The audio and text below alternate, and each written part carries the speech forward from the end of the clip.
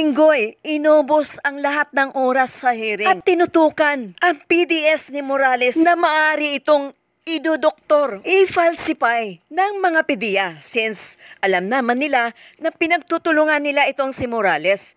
Kaya there's no impossible na maaari din nilang i-forge yung signature ni Morales to destroy him. Dahil we all know na pinagkaisahan si Morales ng mga PDEA. So ano ang mapapala natin sa hearing na ito?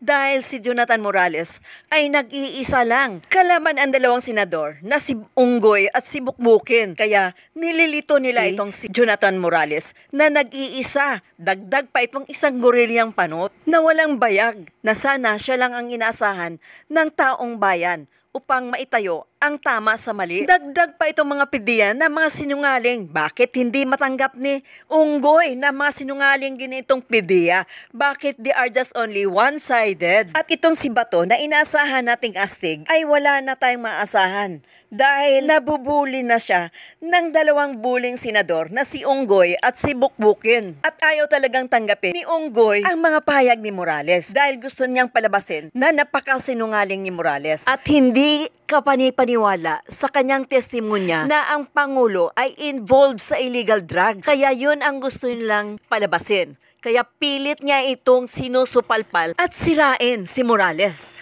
At ang ginagawa ni Unggoy ay panay tanong siya ng tanong sa mga PDEA. Siyempre naman ang mga PDEA, oo lang ng oo sa kanila.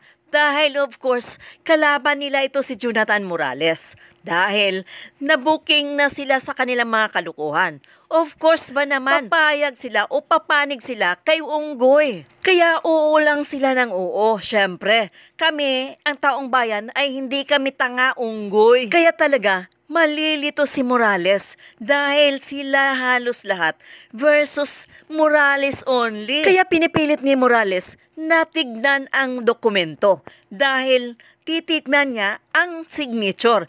Pero of course, ang signature ay pwede yang ma-forge anytime. Lalong-lalo na sa mga taga-PDEA na gusto nilang ibagsak itong si Morales. At naalala ko noon na si Pangulong Bongbong Marcos, ayon sa mga dilawan, ay ang kanyang certification was only forged o paggawa sa CM Ricto na siya ay isang graduate raw sa isang university. Kung saan makikita mo na maraming nagkakalat sa CM Ricto na gumagawa ng mga forgery signature. Kaya maaari din nila itong gawin laban kay Morales upang ipabagsak nila ito.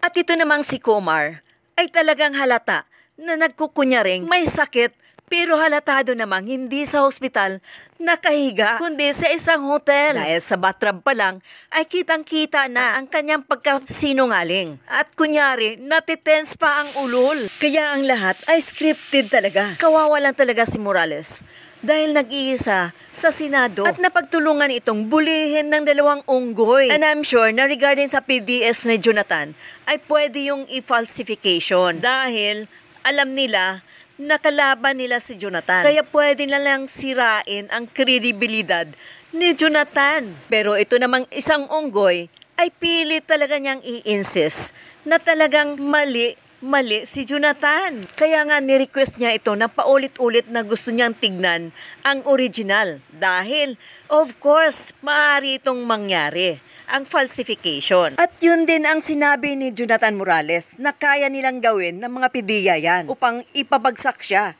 At ayaw tanggapin ni Unggoy ang mga statement ni Jonathan. Well, aabangan natin sa susunod na last hearing dahil nilamon na ang utak ni Bato sa dalawang Unggoy na katabi niya. Nawala na ang kanyang pagkamatigas. Kaya, Sir Jonathan Morales, ilabas mo na yung mga litrato at ang video para sa huling alas mo to crush them all. At abangan natin ang isang nagsasakit sa